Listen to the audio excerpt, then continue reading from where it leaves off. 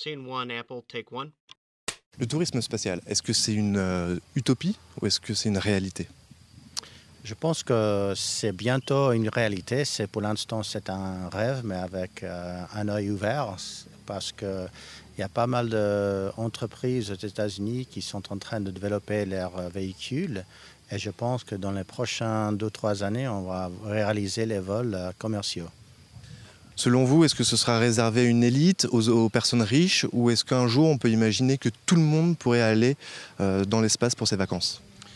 Je pense qu'au début, ça serait que pour les gens avec pas mal d'argent, mais avec du temps et la quantité de vols qui monte, c'est-à-dire l'offre monte, la demande va baisser les prix parce qu'il y a plus de vols, et puis on va entrer dans un cercle vertueux et on va voir les prix baisser, et puis à la fin, on va avoir démocratisé l'accès à l'espace.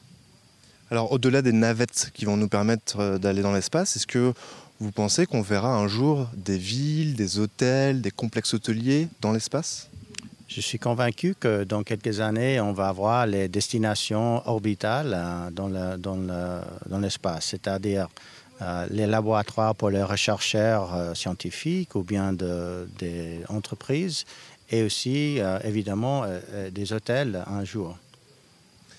Quelles sont les entreprises les plus avancées aujourd'hui en matière de tourisme spatial? Alors, il y a maintenant 3 entreprises américaines qui sont en train de développer leur programme pour les vols suborbitaux, c'est-à-dire ils montent jusqu'à 100 km, ils reviennent au même endroit du départ.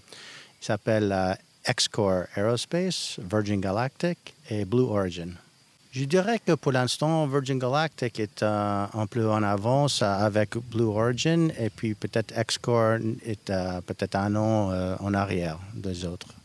Quels sont les freins au développement du tourisme spatial? Est-ce que c'est financier, technologique? Est-ce que c'est en rapport avec les assurances en cas de problème de santé, par exemple? Quels sont les freins les plus importants pour le tourisme spatial?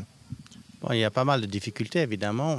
Je dirais que la partie technologique est peut-être la partie moins compliquée. Il y a toujours la partie des financiations qui est très importante. Et aussi la régulation, qu'aux États-Unis, on a un cadre de régulation qui est assez favorable, mais une fois qu'on va exporter cette idée en Europe, en Asie, ça va devoir devenir un peu comme ICAO, le régulateur international de le trafic aérien. Donc tout ça, c'est des petites choses à faire, mais on avance petit à petit. Alors ma dernière question, le tourisme spatial concrètement c'est quoi? 2030, 2040, 2100? C'est 2018, le tourisme spatial. 2018? Oui, avec les vols suborbitaux, sans doute. Et les hôtels dans l'espace? Les vraies destinations spatiales?